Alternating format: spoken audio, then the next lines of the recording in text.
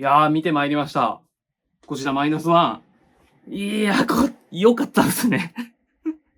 めちゃくちゃ良かったです。初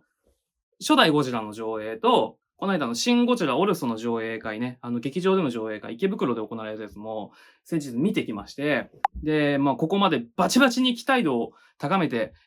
見てきたわけなんですが、ついに。いや、期待しっかり応えていただいたところが、もう余裕でブワーッと超えていってくださった感じですね。いや、もう最高でしたね。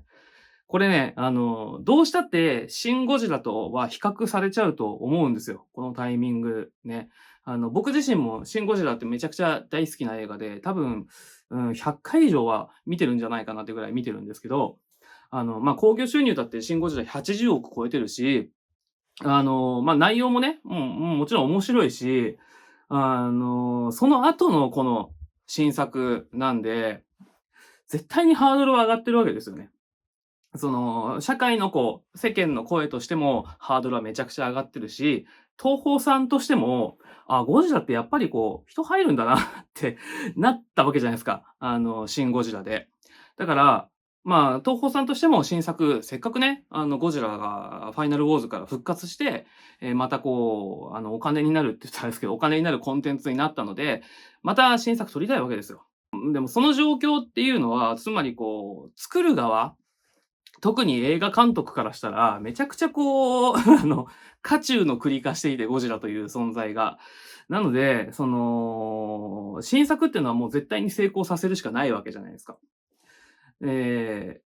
ただ、その期待値が高いだけ、成功するか、もう大成功するか、ボロボロに大失敗するかの二択しかないみたいな状況で、今のこのね、状況で、そういう状況なんで、もう映画監督さんたちからしたら、もう庵野さんもう一本作ってよみたいな感じだったと思うんですよね。2本目でも庵野監督がシン・ゴジラ作った当初から1本しか作んないですみたいなことはずっと言ってたらしいから、2本目はないという状況で、どうするかっていうところで、白羽の矢が立ったのが山崎貴監督だったわけですよね。山崎貴監督は、自分の作品にゴジラ登場させたこともあったし、西武園遊園地のね、僕行ったことないんですけど、まだゴジラ・ザ・ライドの監督も、まあ、山崎貴さんがやってるっていうことなので、必然性というか、流れとしてね、自然だなっていうのはあったと思うんですよ。ただ、まあ、これは完全に僕個人的な感覚なんですけど、山崎監督の映画って、まあ、何本かね、見てるんですけど、あんまりね、ハマったことがなくて、あの、だからああ、山崎貴監督なんだ、なるほどなと思ったけど、僕が楽しめる映画になるのかなっていう不安は正直あったんですよね。あのこれは別に否定的な話がしたいわけでは全然なくて、山崎監督の作る映画作りの哲学というか、ベクトルみたいなのがあるわけじゃないですか、それぞれの監督さんに。それと、僕が求めてる映画のなんていうのかな、そういうのが同じ方向じゃないみたいな感覚がちょっとずっとあってですね。まあ、僕って基本的に斜に構えてるような人間なので、マジョリティに響くような、感動要素とかそういうのとかっていうのが、あんま何かちょっと身構えちゃうみたいな。あ、マジか感動か、みたいな感じが、そういう感覚があって、だからその山崎監督がね、僕史上最高のゴジラ映画、まあ、もう普通に映画の中でも5本の指に入るぐらい大好きなシン・ゴジラの次のゴジラ映画の監督で、これは、みたいな感覚もあったんですけども、全部吹っ飛びました。ゴジラマイナスワン最高って感じですね。最高。めちゃくちゃ良かったです。山崎監督、本当にありがとうございます。もうゴジラを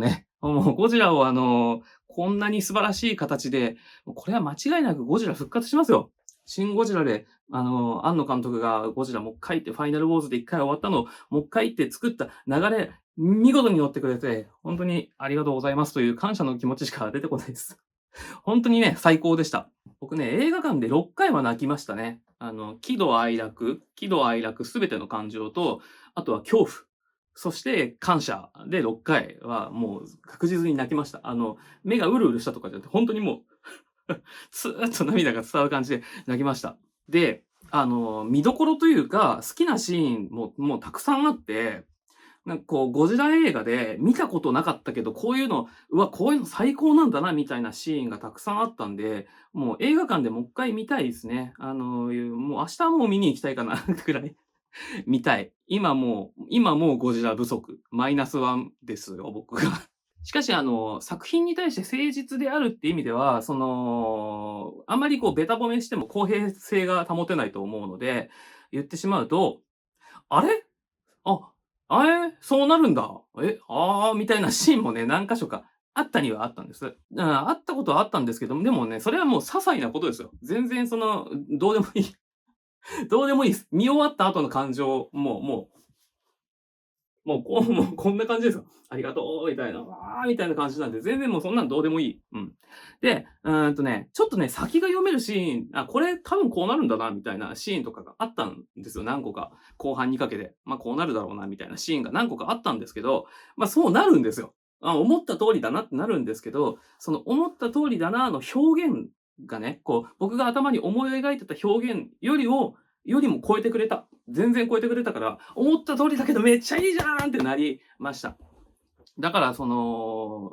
ので全然問題なかったですね。そういう感覚というか、そういうシーンは。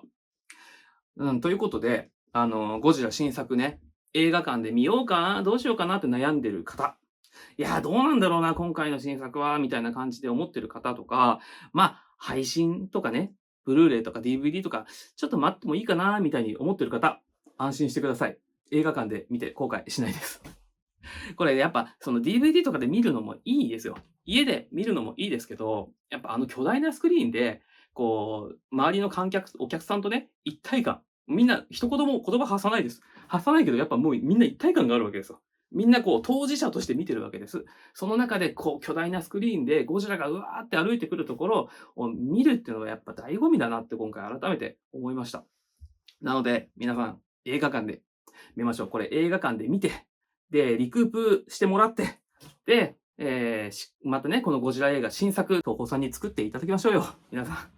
ということで、もうこの動画終わりますんで、ゴジラ見に行ってください。次の休日よろしくお願いします。さよなら。